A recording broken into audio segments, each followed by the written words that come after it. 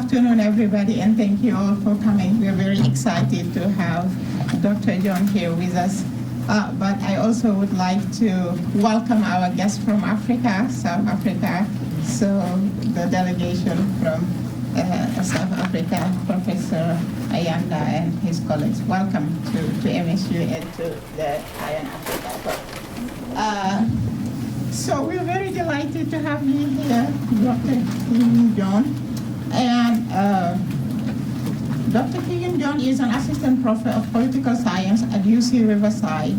She's also an editor of The Monkey Cage, a blog on politics and political science at the Washington Post. The founder and co-founder of the weekly podcast Ufahamu Africa, and on the executive committee of #Women Also Know Stuff, an initiative to promote the scholarship of women political scientists. Her research focuses on African politics, particularly intervention to improve the human condition, public opinion, and political behavior. She is the author of Doomed Intervention, The Failure of Global Responses to AIDS in Africa, from Cambridge University Press, 2018. She collected much of the data for her book in Malawi, where she was a Fulbright Fellow from 2008 to 2009.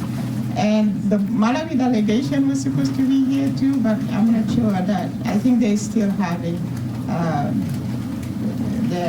their meetings, but they were supposed to attend too. So you have some Malawians. Her more recent research includes lab in the field experiment in Malawi and a randomized controlled trial in the Democratic Republic of Congo. She received her PhD from UCLA, where she was of foreign language and area studies. So hooray to all the class students here. In Swahili, she held a previous faculty appointment at Smith College and Texas A&M University. And today she's gonna talk about the Malawian voter, determinant of voting behavior in a democratizing context. So thank you again for being here, and warm welcome to Kim, please.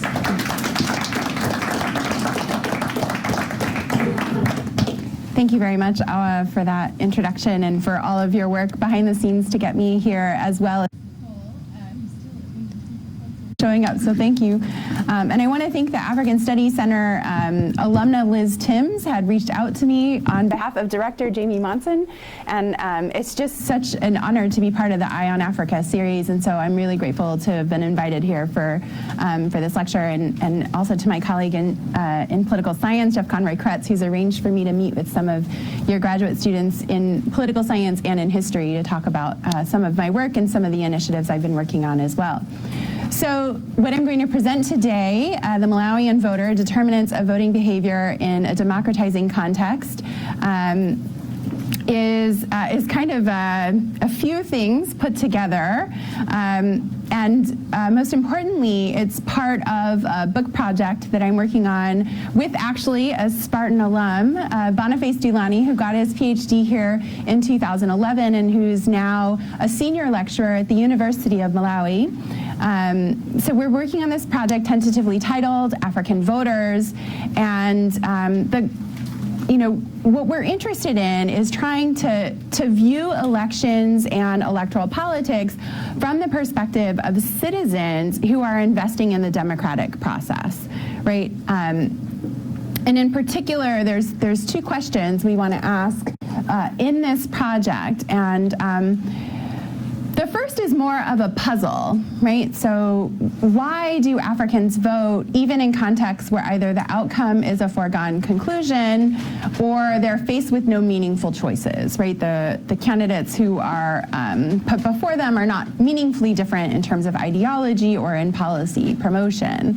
The second question that we're interested in is what influences who people support in elections.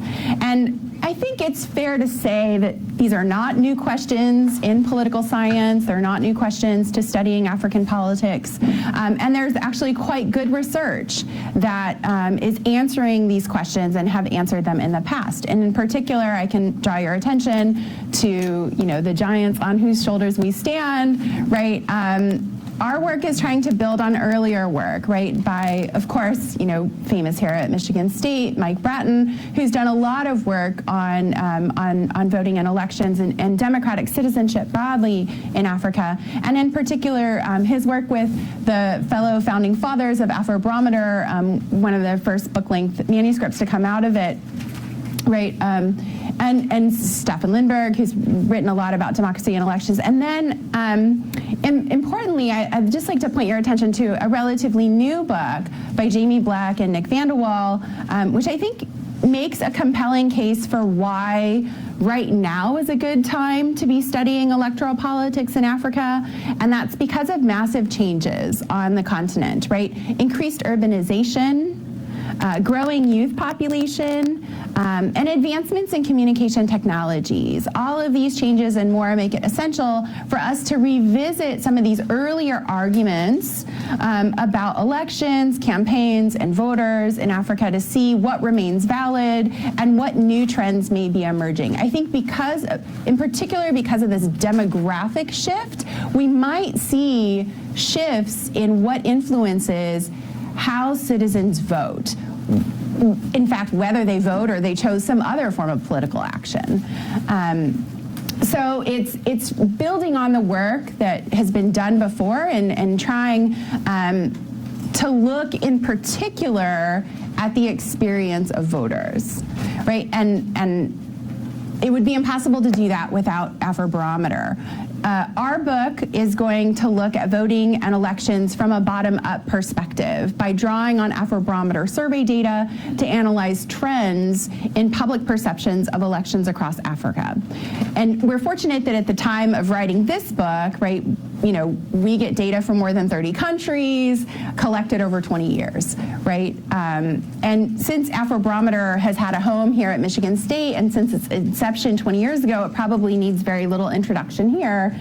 But for my mom who's watching on YouTube, I'll share that Afrobarometer is a Pan-African research network that conducts nationally representative public opinion surveys in 36 African countries: North Africa, Southern Africa, East Africa, West Africa, island countries, landlocked nations, right? They've got everything.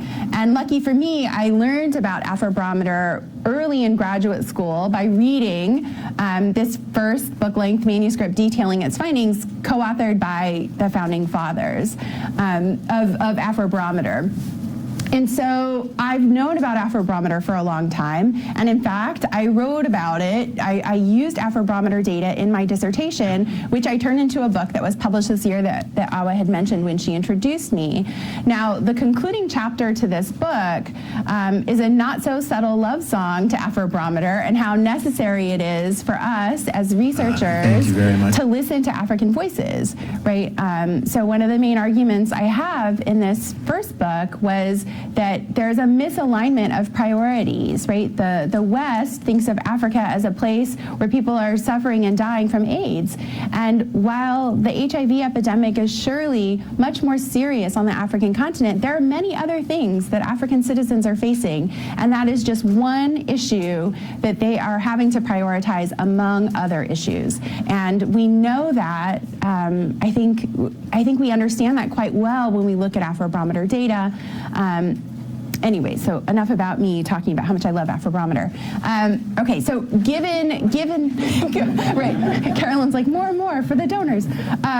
So given our interest, Bonnie and I, our interest in understanding African voters, it's natural for us to use Afrobarometer data as well, not least because of Boniface's strong ties to an expertise with Afrobarometer. So the chapter from African voters that I wanted to present today focused in particular on Malawi, a landlocked country in southern Africa. Now, Malawi may be small in terms of geography, but it's somewhat densely populated. Since independence, the population has quadrupled to more than 17 million people, many of whom live in rural areas. Okay, let me just, a note on the rural area. So it says 84% of Malawians live in rural areas. How many of you have been to Malawi? Okay, so a few folks have been there. the rural areas are, it's not like you're remote. Like a trading center is not far away, and more than half of Malawians, according to the most recent population and housing census conducted in 2018, more than half of them have mobile phones in their households. So it's true, many live in rural areas, but I feel like even rural areas in Malawi are becoming a bit more urban. And it's not, you know, if you think of only the 4 major cities as cities, anyway, so that aside, it's a densely populated place. And what I wanted to present today was this research that Boniface and I are doing that involves oral histories with Malawians about voting under dictatorship and now voting under what we might call democracy. But that data collection was postponed. So originally, when Liz Timms emailed me last year, I was like, perfect, I'll present the chapter on Malawi, I'll talk about the Oral Histories Project, it'll be fresh data, I'll get lots of great feedback, I'm so excited. But we couldn't collect the data, and I'll talk more about that in a minute. So I will share some details on the Oral History Project that Bonnie and I are going to be embarking on soon. And we're eager for feedback on the oral history research, not least because we're 2 political scientists who regularly use survey data and other quantitative data to make inferences about the political world. So we're happy to hear suggestions for resources that could help us. We want to avoid potential pitfalls in collecting and analyzing oral history data. So for the historians in the room, tell us all the things we should know before we turn into morons with bad data, please. Okay, so why is data collection postponed? So Malawi has been experiencing significant protests the last few months. They've been ongoing since the elections that were held in late May last year. Earlier this year, during the vote tally, so there were elections May 21st. During the vote tally, there's a rule in Malawi that the Malawi Electoral Commission has to announce the results of the election within 7 days of the polls closing. And during that 7-day period, there was a court injunction that actually prohibited the Malawi Electoral Commission from announcing the results. So for the first, I think, 2 days, they were like, you know, this is the vote tally we have in Chikwawa, this is the vote tally we have in Doha. And they were making these announcements at this big, beautifully decorated room in Blantyre. But then there came this court ruling that required them to stop announcing the results. And so they would just have these press avails every night to say, we're not allowed to say anything, basically. And then there was another court ruling that required them to go forward, and that led to the declaration of incumbent President Peter Mutharika as the winner. He had a hasty swearing-in ceremony within 48 hours, and I presume he, like many others, thought Malawians would move on. Once the inauguration happened, he's the president, let's all just move forward. But opposition parties filed cases in court challenging the vote count, citing multiple irregularities. And these irregularities have been founded to actually have happened. So this isn't just sour grapes at losing an election. Now, this court case is still ongoing. There hasn't been a resolution to it. And in the meanwhile, thousands of Malawians have regularly taken to the streets to protest not just the election outcome, but also the handling of the election. So some have even called for the MEC chairperson to resign. That's Jane Ansa, the chairperson of the Malawi Electoral Commission. And in these protests, the Malawian state has at times used force against protesters, including tear gas, rubber bullets, and batons. Likewise, the police have idly watched as thugs supporting the ruling party have beaten up protesters. Earlier this month, as police were trying to quell protests in the capital city Lilongwe, protesters stoned a policeman to death. This led to then the EU ambassador to Malawi tweeting out a picture of the slain policeman saying, you know, condemning violence, and then of course a bunch of Malawians in her mentions saying you weren't condemning the violence when protesters were dying, which was kind of nice to see her dragged on Twitter for a bit. Now, These protests have gotten very little attention in Western media outlets. Nonetheless, they're a very serious and significant development in Malawian politics. The sustained protest movement, fueled by people power and somewhat organized by civil society activists and groups, is something Malawi hasn't seen since the protests that led to the end of the dictatorship in the 1990s. What I also want to say is that what's happening in Malawi is not specific to Malawi. In their 2015 book, Africa Uprising, political scientists Adam Branch and Zachariah Mampili documented the rise in protest on the continent in recent years. I recommend reading their work and also looking at some of the op-eds and multimedia engagement that they've done about their work. For example, there was this great analytical essay that Zachariah wrote with a PhD candidate in anthropology at Stanford University, Nisrin El Amin, on the protests in Sudan that eventually led to the ouster of Sudanese President Omar al-Bashir. Sorry.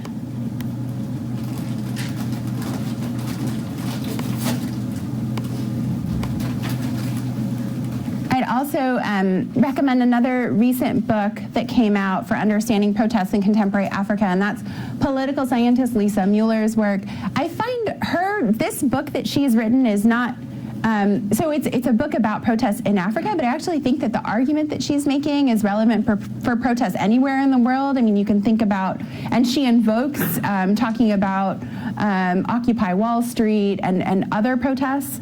And of course, like, her book actually opens with a protest in Malawi that she witnessed in 2011. So obviously I love any book that starts with Malawi. Anyway, so among much more important consequences, the protests in Malawi have meant that Bonnie and I have had to delay data collection for our oral history project. To just be clear, we don't want to ask people to, we don't want to ask elderly people to give us their time and to talk about what it was like to vote in dictatorship in the past if they're currently living under a state that's somewhat repressive. And like, we just think that that the current environment makes it very difficult for us to ask a question that we think is supposed to get people to look into their memories when the current state that they're in is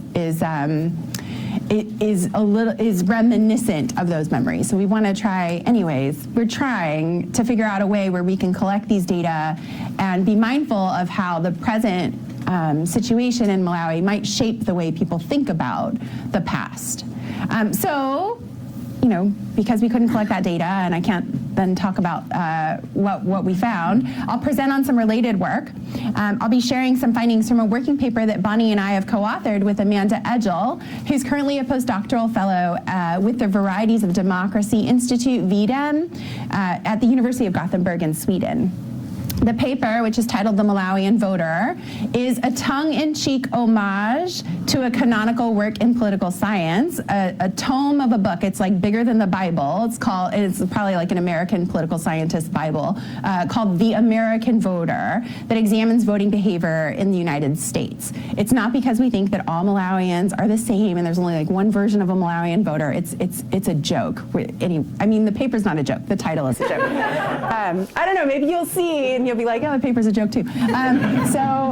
So in political science, when we talk about voter behavior, we often mean two aspects of voting behavior, right? So there's turnout, whether voters go to the polls, and then there's vote choice, right? Which candidate or party do citizens decide they want to vote for? Now with turnout, let me just talk first about turnout. So turnout has been declining globally, and there's people, political scientists and advocates who are very concerned about the global decline in voter turnout. But in Bleck and Vandewaal's book that I had mentioned earlier, they actually found that turnout has been relatively stable in Africa the past 25 years.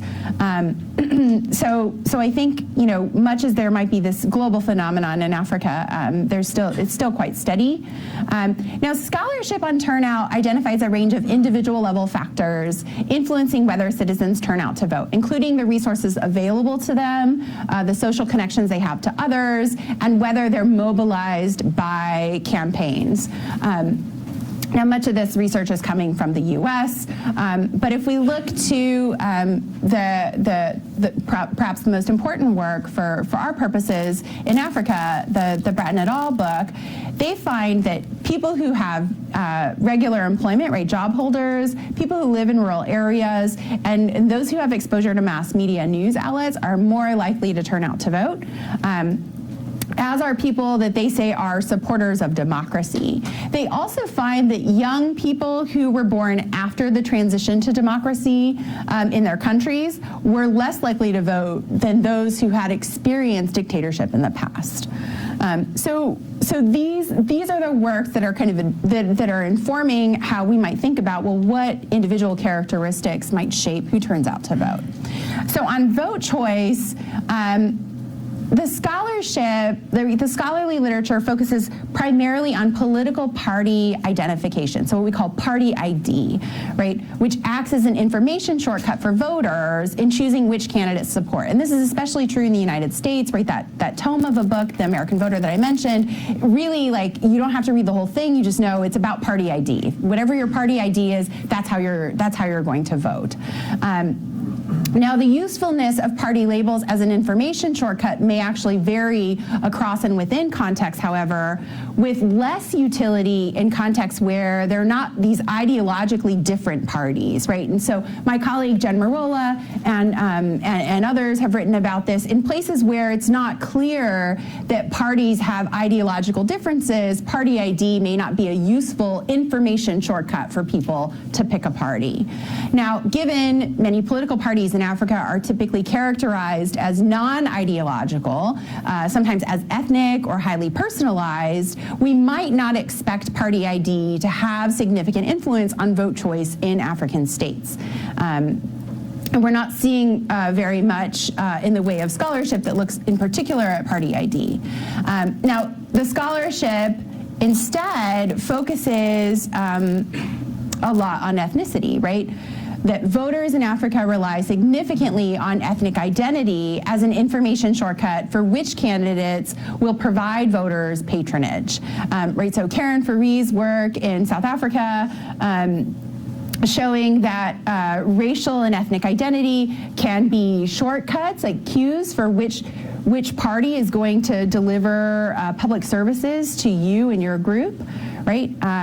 You know, if you are a Black South African, you might not trust that the DA is going to do something for you, which, you know, they're doing a good job of proving is true in the most recent foibles. Thank you. The folks in South Africa can confirm. There's also some really exciting research, though, that looks at ethnicity in Ghana, right? So Naomi Achino and Noah Nathan's work, where ethnicity may still be playing a role, but not in the way you thought, right? It's like the perfect BuzzFeed listicle paper in my mind, because it's like, the results will surprise you. So in their paper, they find that you may vote across ethnic lines for a candidate that is the same ethnicity of the majority group in your area, right? They're not representing you per se, but as a politician, if they get elected to your area, since the majority of people in your area identify with that person, your area may benefit from the public services they would be able to provide, right? So, so it's not that I think ethnicity doesn't matter, but I think we might need to look at the ways in which ethnicity matters, and I think Achino and Nathan do a good job of that. Now, the salience of clientelism, I think, is an important body of scholarship within Africanist political science, right? This idea that that clientelism has been widespread and effective at securing votes. I think the work by Leonard Wanchakan and also with his colleague Pedro Vicente in Benin and Sao Tome and Principe show that clientelism can be effective in securing votes. But at the same time, we see this survey research in Ghana, right, by Staffen Lindberg, Keith Weghorst and Staffen Lindberg, and then Lindberg and Morrison, right, that voters actually can pick candidates irrespective of whether they've engaged in any sort of clientelist exchange. Likewise, Jeff Conroy-Kretz and Carolyn Logan found that even when clientelism can be a major component of election campaigns, it may not have an effect on the electoral outcomes, right? So in their paper, they found that so they studied the 2011 election in Uganda, and they found, President Yoweri Museveni massively outspent his competitors in terms of public goods outlays and vote buying during this 2011 campaign to get reelected, but he benefited very little from that and would have won the election even if he hadn't engaged in those efforts. And I think that moreover, I think that we can look at in-depth studies in, for example, Ethiopia. Leo Ariola's work show that, maybe ethnicity, clientelism don't matter nearly as much as the political science literature of the past might have said, right? So building on research from the American context and from other cross-national studies, there's a growing body of scholarship that shows African voters make their decisions based on what we call retrospective and prospective evaluations of candidates and issues. So for the non-political science nerds in the audience, retrospective voting involves making vote choices based on perceptions of your own personal increases in overall well-being during the incumbent or incumbent party's administration. So you're looking retrospectively at what the incumbent has done, and did that improve your well-being? So for the Americans, right, who are in the audience, right, like when you decide whether Donald Trump should be reelected, whether you're going to vote for Donald Trump in the 2020 election, you're going to look retrospectively, has my life improved since he came into office in 2016, right? And that is going to determine your vote choice, right?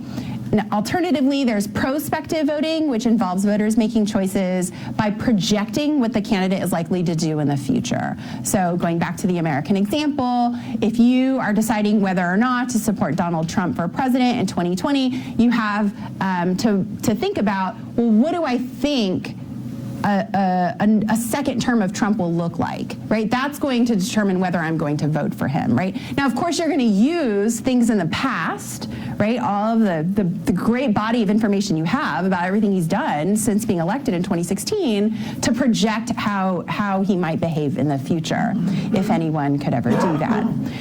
Okay, so in their analysis of an earlier wave of Afrobarometer survey data, looking at just 16 countries, Bratton and colleagues found that expectations about economic performance in the future had a bigger impact on voting decisions than, for example, being co-ethnic with the incumbent, right? So again, here's this major argument in Africanist political science that being co-ethnic with the incumbent is going to predict your vote choice.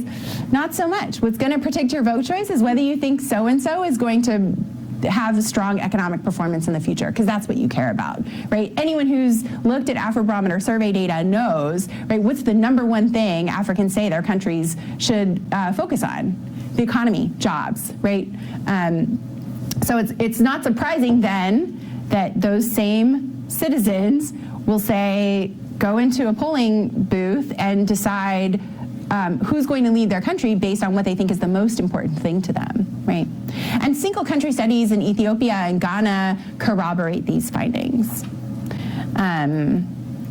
Okay, so why are we studying voter behavior in Malawi? This is from a polling station when, I think this is in Chiradzulu, in the southern part of Malawi, from these most recent elections in 2019. Now, it's true that Bonnie is from Malawi, and that I've done a lot of my research in and on Malawi over the last dozen years, but the reasons are not purely opportunistic. It's not because Malawi is easy for us to study, though that is a great benefit. First, we we think that there's some need for diversity in context when talking about voter behavior. Much of the literature focuses on American voter behavior and on voter behavior in other advanced democracies. And there's some important scholarship that's been done in democratizing contexts as well, but much less by comparison to the American case. We also see Malawi as a useful case because of its varied political history. Malawi has experienced both one-party and multi-party elections. Malawi has also had competitive and non-competitive elections, and it's this varied history that can give us some analytical leverage for understanding how context might shape voter behavior. Also, by doing an in-depth examination of voter behavior in Malawi, we can hold some things constant. You know, when we focus just on Malawi, we don't have to worry about competing, political culture, that we can hold that constant while trying to understand the variation in the rules, for example, of electoral competition or in the competitiveness of elections. And how those contextual factors might influence whether citizens turn out to vote and who they would choose in the polling booth. So we still need to collect more data to be able to analyze and report on those macro level influences, right, those contextual influences. So today I'm just going to share with you what we've already learned about individual level differences and influences, those demographic characteristics of citizens who vote and who support the incumbent. But before I do that, I want to give a brief overview of Malawi's political history. Sorry. Here we go.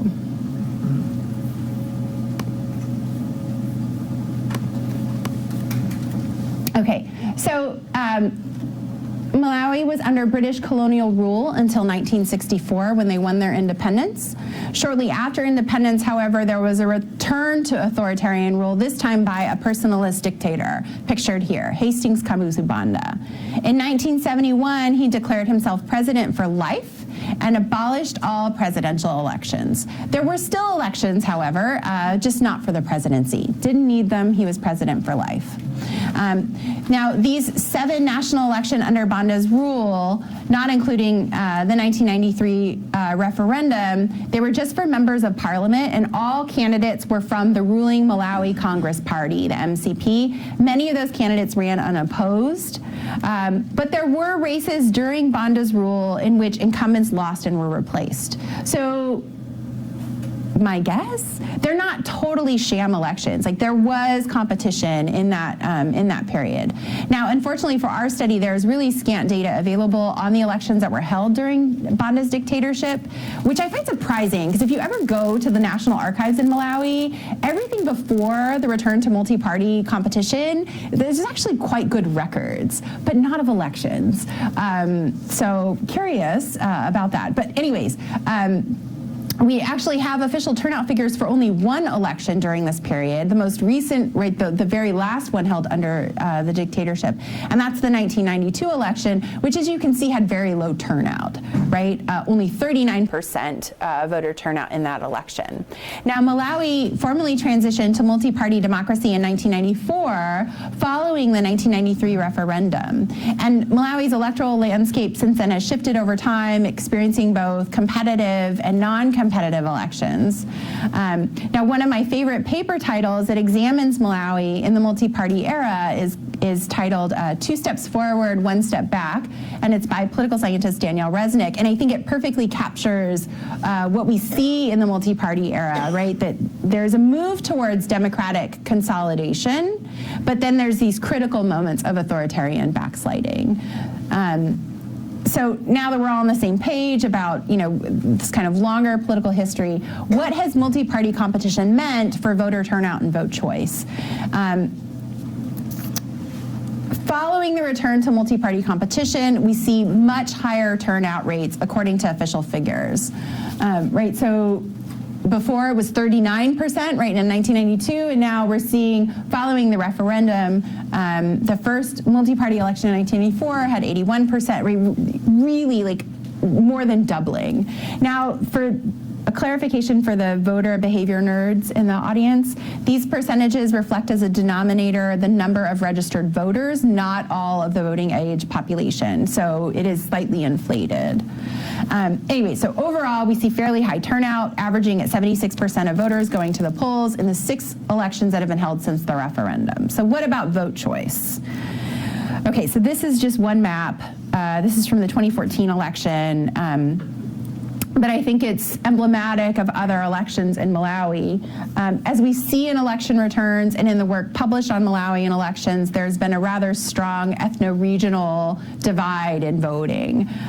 Who people vote for can largely be determined on where in Malawi you live.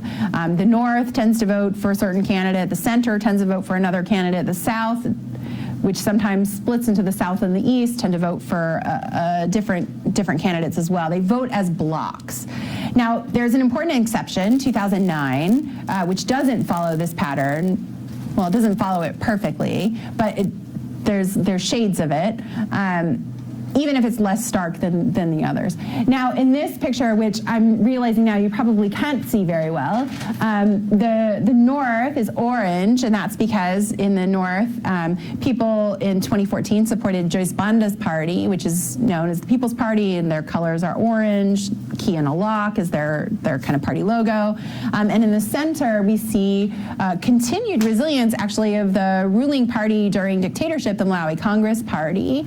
In the eastern region, the yellow signifies the UDF, which was the party that won in the original founding elections in the multi-party return.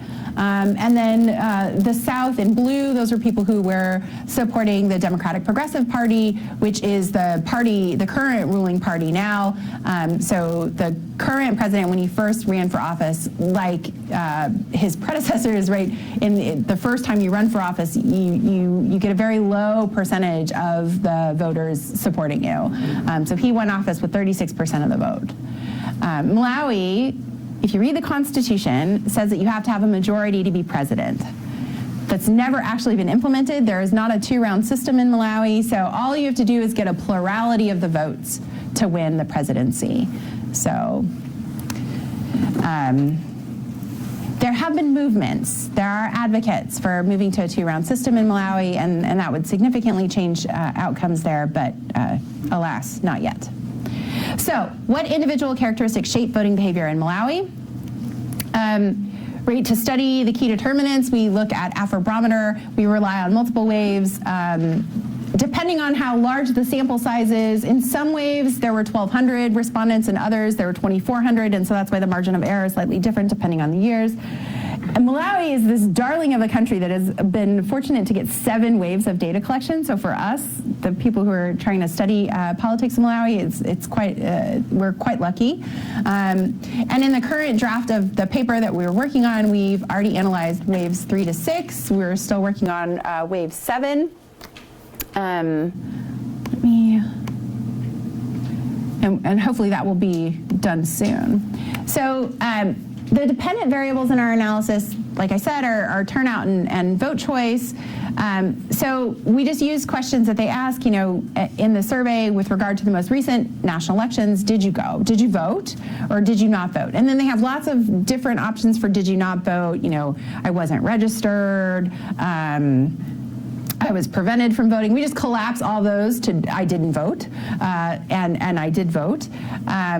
And so we have a binary variable for turnout. Our second variable, vote choice, we also collapse information. So instead of looking at vote choice broadly, like which of these parties' candidates would you support, we just look, do you support the incumbent's party or not? And we do that for sake of interpretation and for ease of understanding, though I'm happy to get pushback on those choices that we've made. Now, the key influential factors, Afrobarometer have multiple measures for these things that we think influence voter behavior that I suggest earlier. And now I'm going to admit, this is my moment of vulnerability for the talk. When I was preparing the slides for this talk, I realized that our current analytical setup doesn't quite exactly match some of the front-end discussion in the paper of what influences voting behavior. So you'll see the results I shared today are a bit of a mismatch from the previous slides. And so this is just me being real. This is for the grad students in the audience, right? This is just me being real about research. It's hard. It's iterative. You come back to your work, you revise it, and you're like, oh, why did I do that? I need to go back and edit. So, anyway, okay, moment of vulnerability over. So the key, yeah, professors too, yeah, we're not perfect. Now, the key independent variables that we include in our analysis of voter turnout include interest in public affairs, assessments of whether the elections are free and fair, reports on gift giving during campaigns. We also examine the effects of demographic variables measuring age, education, and rural or urban residents. Some of these things that we know from the literature matter. And I just want to talk specifically about age. It's not that, like, if you're older or if you're younger. What we care specifically about is whether you were an adult when Hastings Kamuzu Banda was president. Were you an adult under dictatorship? Because based on what we read from Bratton et al. And our own thinking about politics in Malawi, we think that if you were an adult under Banda, you're going to vote. You're always going, when you have a chance to vote, you're going to vote. And so that's our expectation. So we don't just look at age as a number, but we look specifically whether you were an adult under Banda's rule. Now, the key independent variables in analyzing vote choice that we use are party ID, this thing that, you know, the Americanist voter behavior literature says is important, but the Africanist voter behavior literature is not really sure would matter.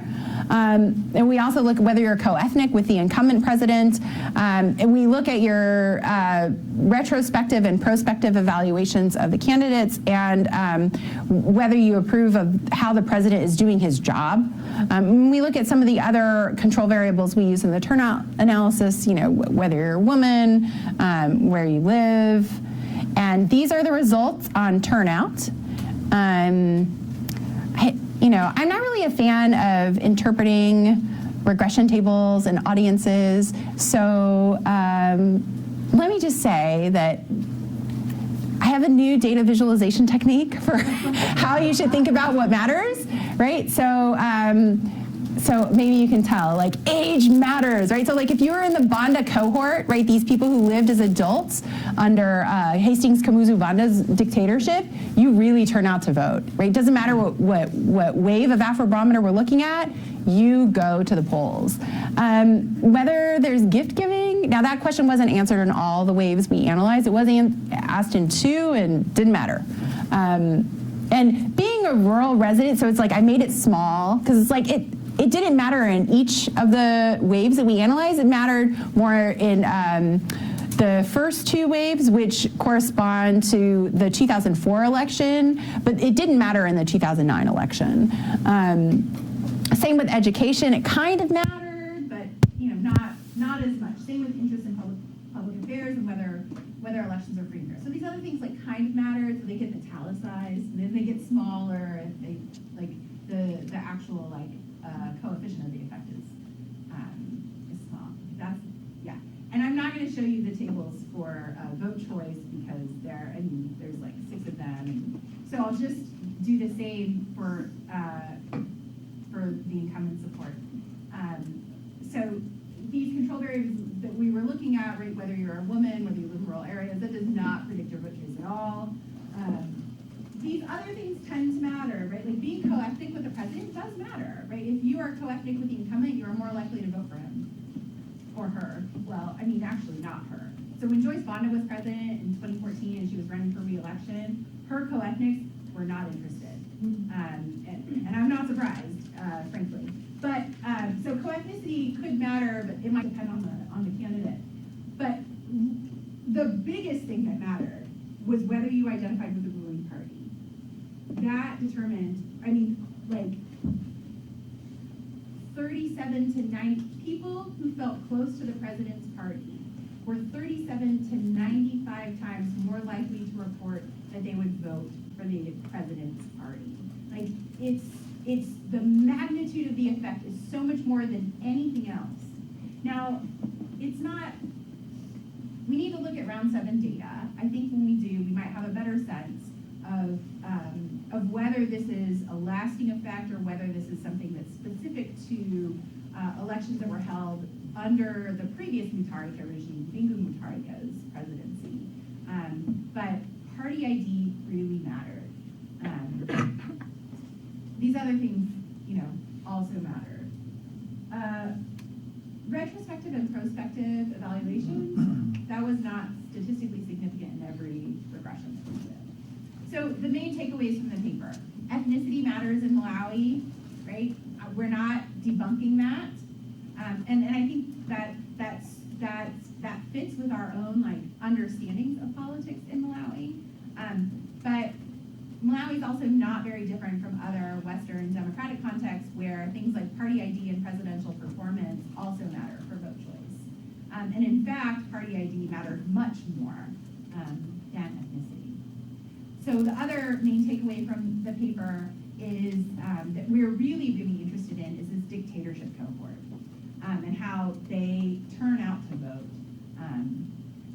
So it was based on this finding, actually, that Boniface and I came up with the idea to do these oral history interviews that we would like to do.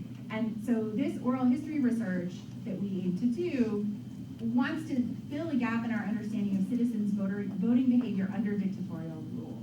More specifically, we seek to learn from the firsthand experiences of older Malawians in witnessing and participating in campaigns and elections that were held during the personalist dictatorship of Hastings Cummins Uganda.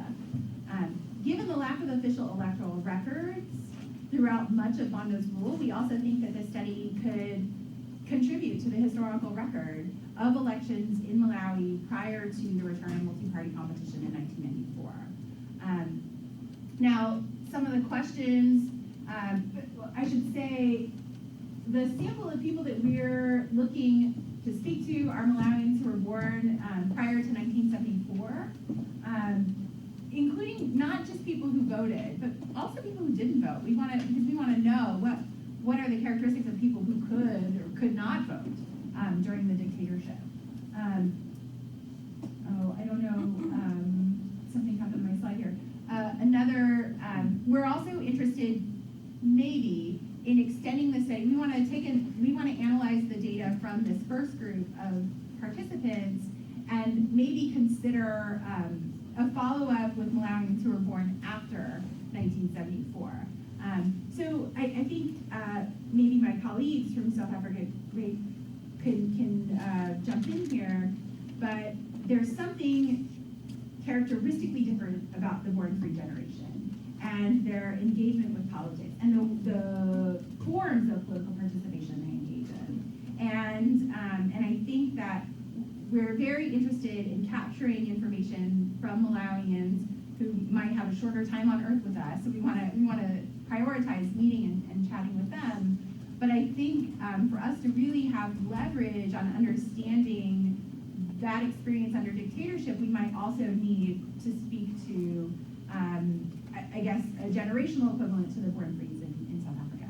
Now, some of the questions that we want to ask in the research are, we just want to have some descriptive information. What were campaigns like? Who in the community would show up to campaign events? How would candidates seek voter support? Did they have swag? Were they handing, it's like, were there T-shirts? What were campaigns like? Who were the voters and who were the non-voters, right? Who was participating, who wasn't? Were there groups that were explicitly kept from participating, and how did they do that? What were the costs of participation? Did you have to wait in long lines? Did you have to get a voter registration card? What was the process like?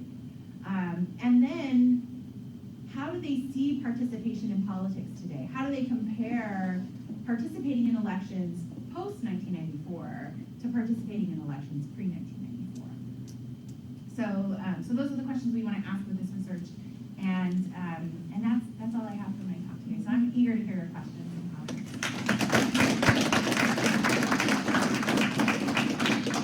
Thank you very much. Now it's time for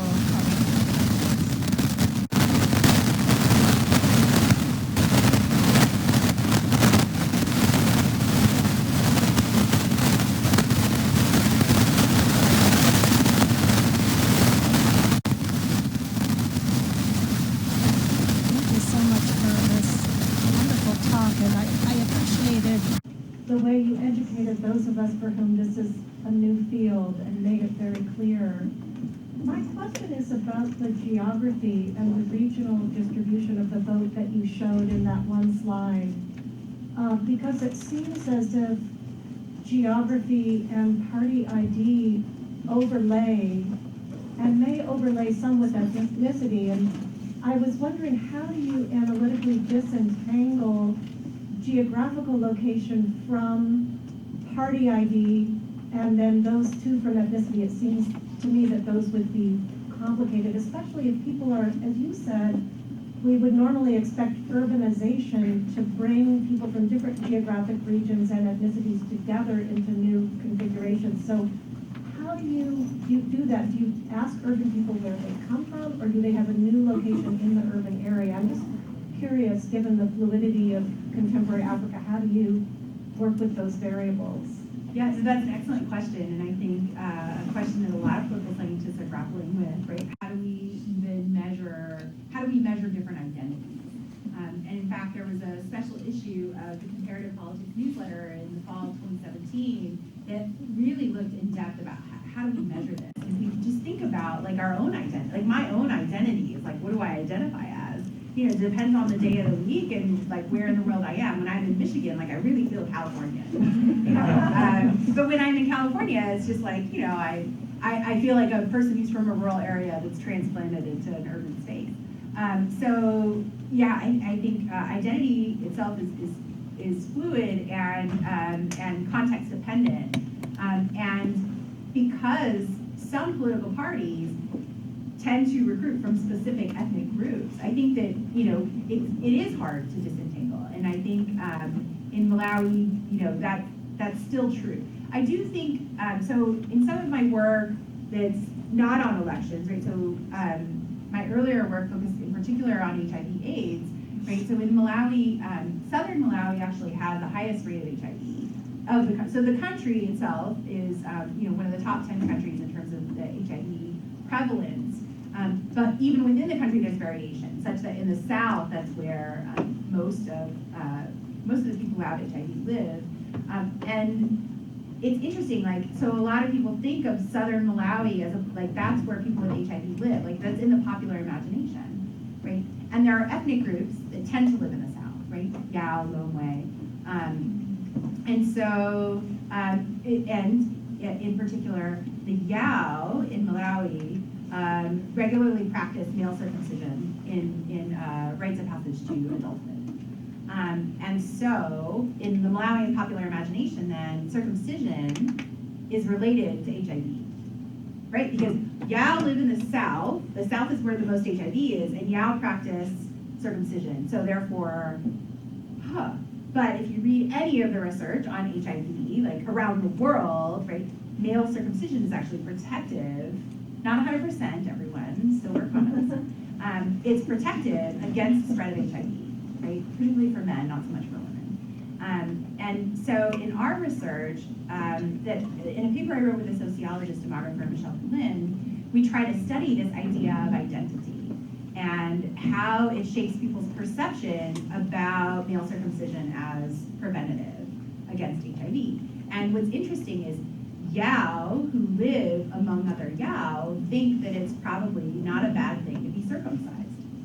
But Yao, who live among non-Yao in the north or in the center, they're like, oh, circumcision's bad, right? It's probably going to get you HIV, right? So what's interesting is, and what I'll say too about Malawi is that, like, yes, there are blocks, like the population that dominates in these regions, right? The Lomwe, in the yellow regions, Yao. Right? In the red regions, Chewa and Goni, Timuka and Goni in the north, right? For sure. There are like home areas, right, where people are from. But people travel, people move, people marry in other villages, you know, it's not, life is not static, even in rural Malawi. So I think it's possible, especially now, to see people outside of their ethnic origin geographic location. I think it's going to take some really careful work exploring in particular Malawians who don't live in the area where their families are from. And so I think research, and there's a growing body of research on urban politics. Jeff Paller, Nathan also has some work, and both of them in Ghana. But I think, I also think we need to trouble what we think is rural and urban, right? And I struggled with this a little bit early in the talk when I was talking about, 84% of Malawians live in rural areas. Like, I don't actually believe that number because I want to know what they mean by rural. There's some great work being done on this in American politics. Zoe Namarever, who's at UC San Diego, who's a PhD student, is trying to have us like come up with what do we mean by rural? And I really want to ask that for the African women. I think that a lot of places it's like, well, you know, if there's not like skyscrapers, it must be rural. That's not what rural means. Like, what do we mean by rural, and how do we disentangle that? So that's a very long HIV male circumcision answer to your very important question. And I think for us, being able to disentangle those will be difficult. But we are going to try to be purposeful in our selection of oral histories in particular, of trying to triangulate across those multiple identities. The central point of my question is, what is the role of the Liberation Party? I don't know the history of Malawi, but is there a Liberation Party, one? And when we talk about Liberation Parties, we also have to talk about incumbency and how that all kind of work together. So what is the role of the Liberation Party in Malawian politics? And was that part of Hastings Banda's history? I mean, did he lead that in, and how does that play with Malawian politics? Yeah, that's a great question. And I think it's a contested history.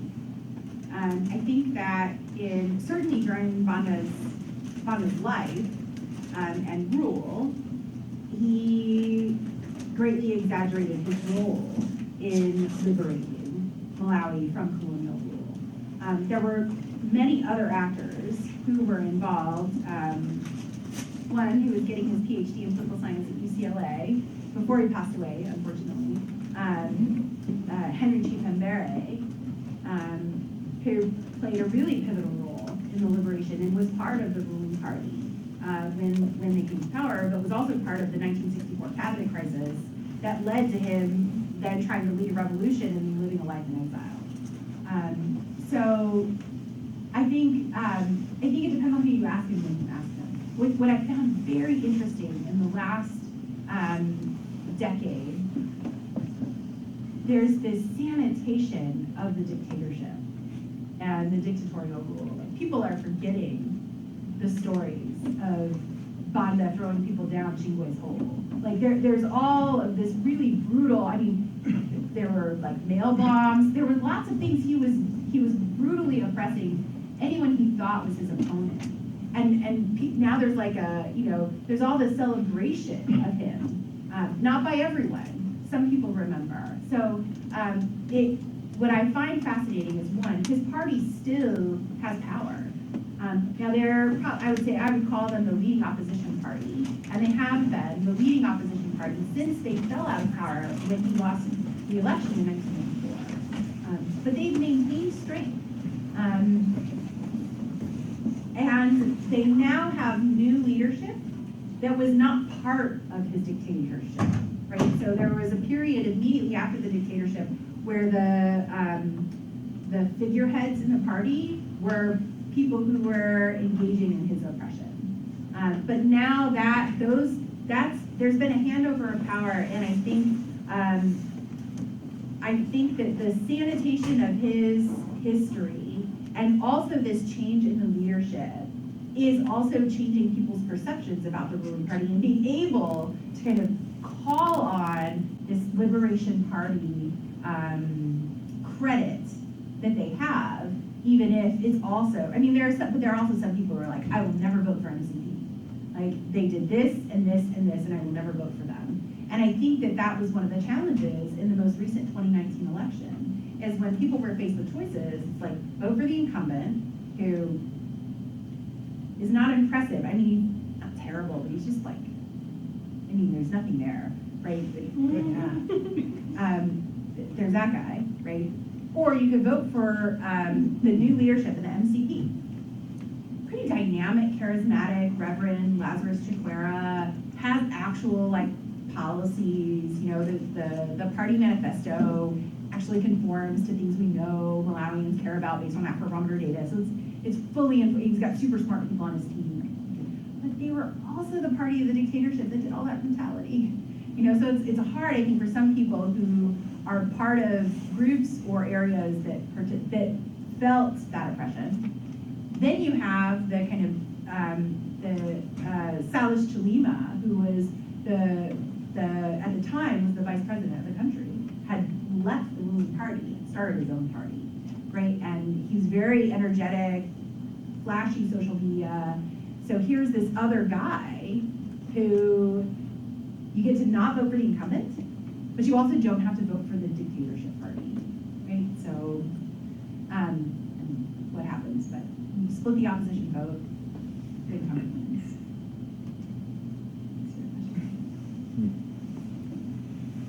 Yeah, thanks for your talk. It was very engaging. My question is about the plurality vote system you described. Yeah. So, based on the recent election results, it seems like it can often result in the incumbent getting displaced, and you mentioned there's some degree of popular pressure for replacing it. So, I was wondering if you could expand a bit on the factors that are leading to it being kept in place. Yeah, so the president, right? He knew he would lose, right? So it's fascinating. Like if you look at, it's quite the saga. Like I feel like it could be a Netflix miniseries. I mean, maybe I'm the only one tuning in, but every week Netflix. Okay, so what happens is following the election results in 2014, various advocates for, people who didn't like Peter Mutharika, frankly, and didn't like the fact that he gets to win office even though he had a minority of support, right? That if there hadn't been this fractured opposition, that he actually wouldn't have won. Because the majority, like for both elections, Peter Mutharika wins with the majority of Malawians voting against him, right? And that's just not, and people think that if there's a two-round system, then he probably would have lost. And rightfully so, I think he would have lost too. So there was this movement, first among human rights advocates and legal scholars, constitutional legal scholars in Malawi, who were saying, look, if we want to treat the Constitution properly, we need to have a two-round system, right? This is what the Constitution says. So in order for us to implement the Constitution, we need to have a two-round system. So people drafted language, tabled a bill in Parliament, right? And it took a lot to table the bill. And then I wish Boniface was here to tell the story, because he does it more colorfully. Goodall Godway, who was the finance minister at the time, I remember Bonnie was calling him Father Christmas, because what he decided to do was then give some money out through a new development fund to specific MPs who then voted against the bill. Right, so, and these are MPs not entirely from the ruling party, but many were, and the bill didn't pass Parliament. So it doesn't have to get voted on by the president. So, not that he would have ever voted on, he wouldn't have approved it because he knew he would lose.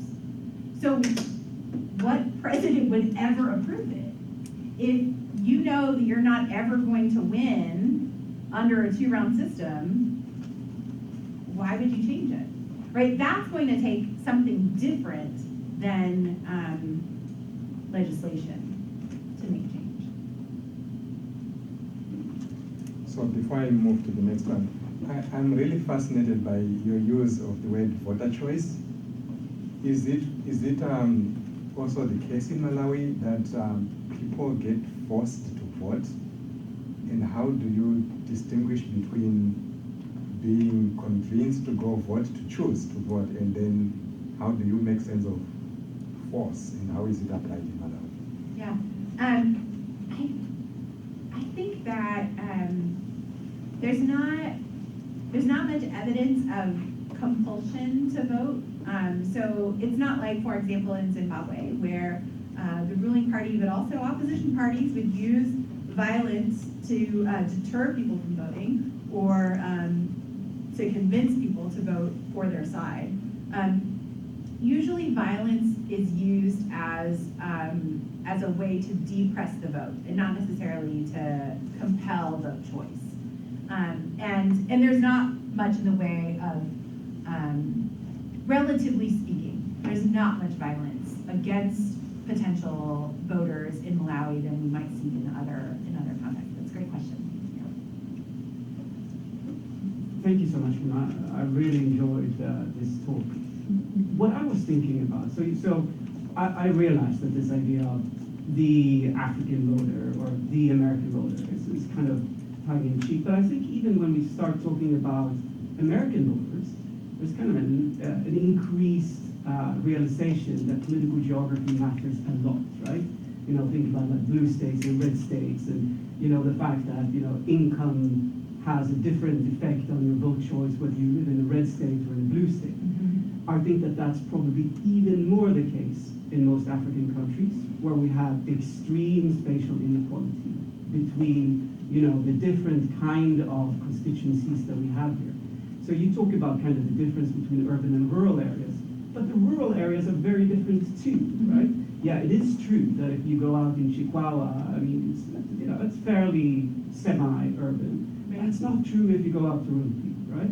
Yeah. So, where all the bridges are washed out. Exactly. You gotta like climb up a hill, there's not even a road. Yeah. So it doesn't seem completely unimaginable to me that whatever determinants that you put out for either vote choice or turning out to vote is going to vary drastically, subnaturally, and kind of be interactive with a lot of other variables. Yeah, no, that's great. I think we can look at that in the data. I mean, I think I don't know if we're quite powered statistically to look at that, given that we rely on Afrobarometer data, which is nationally representative and not representative at subnational levels, right? But I think you're right. I think that even urban spaces in different districts are going to be wildly different, right? Like just the capital city versus not the capital city, right? There are other cities. And I think spatial inequality, and I don't think this is specific to Malawi. In fact, we'll have a piece up on the Monkey Cage. Inshallah, it'll be later this week. No, it's Wednesday, probably Monday, on spatial inequality in Santiago, Chile, and why that's led to the protests that we're seeing there. So I do think that that's important. I'm not sure. I'd have to think more about how we would analyze it in the data that we have, or in constructing the sample of people that we would speak to in the So on your vote choice one, you showed that party ID is by far the most powerful. But I mean, that in a way that's sort of, yes, so we kind of expect that, right? And would be a very strong correlation between your party ID and your vote choice. So it kind of just pushes the question on to say, well, then why do you choose that party ID, right? So, I mean, if you looked at what happens if you just drop that out as an explanatory variable, because you're kind of explaining vote choice with vote choice almost. And I would be really curious to see what happens if you don't have that sort of potentially washing out other things that are determining your party ID. Yeah. So.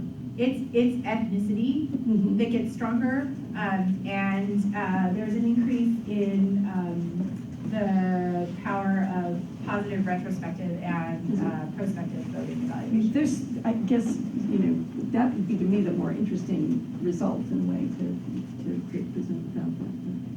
For sure.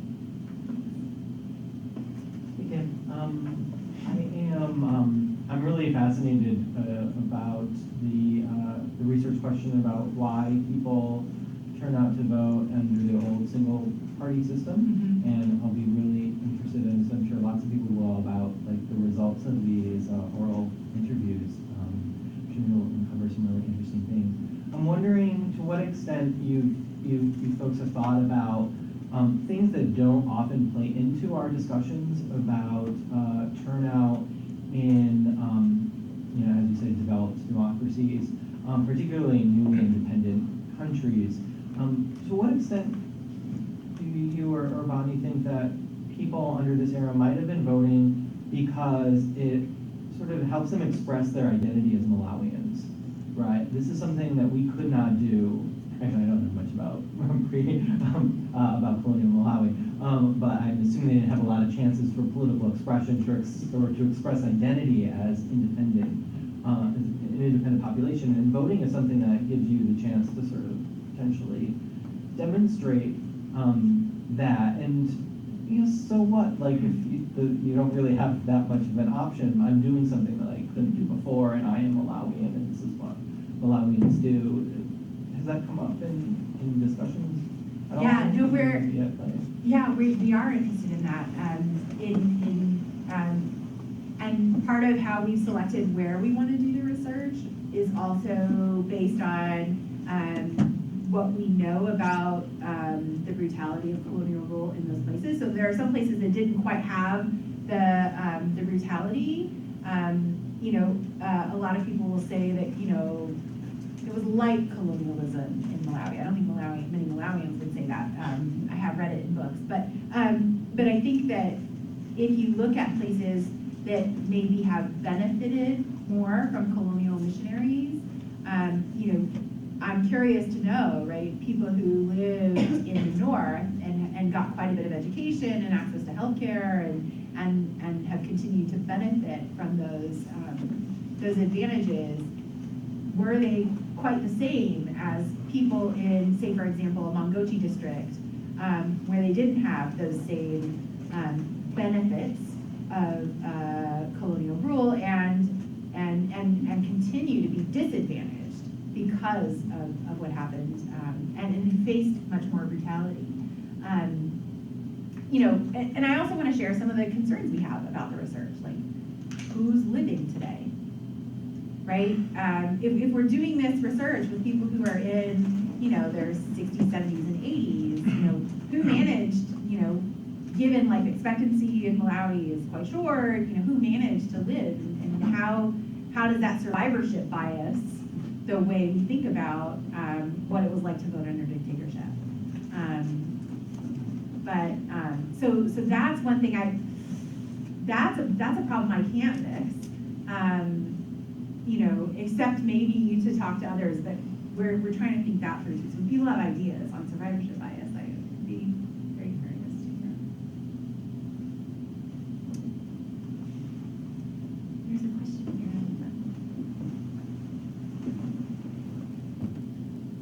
Maybe this is just a contribution.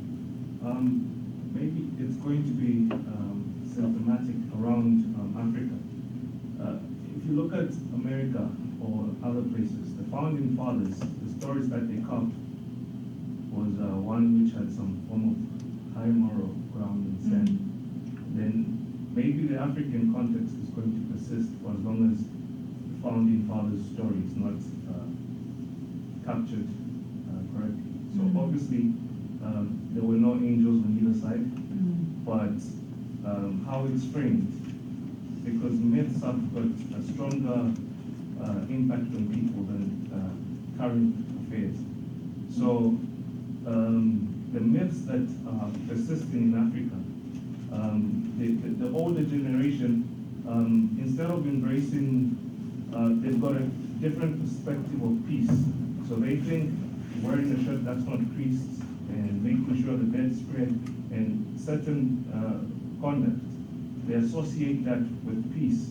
And then because elections never used to take part for a long time, there will be a long time where people are observing some form of morality. So that would be taken to mean peace. And then the young people in all that time would be frustrated.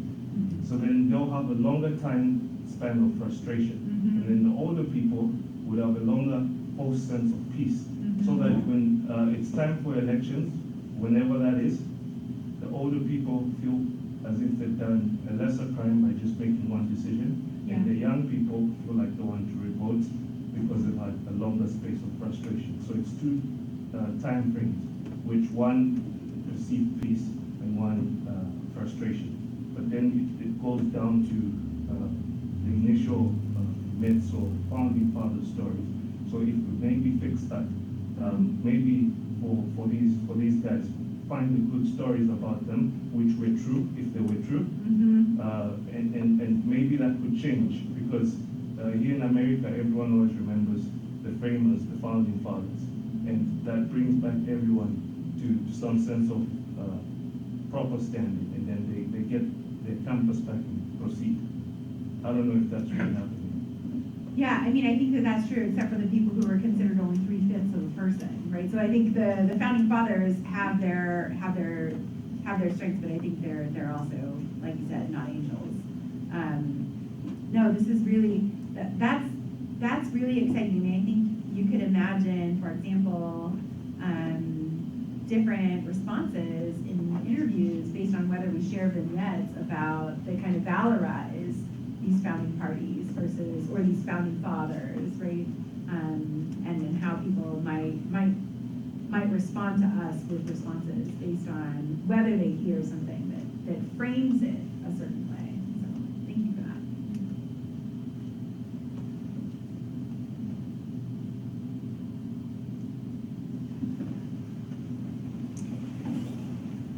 Thank you, everybody, and thank you very much.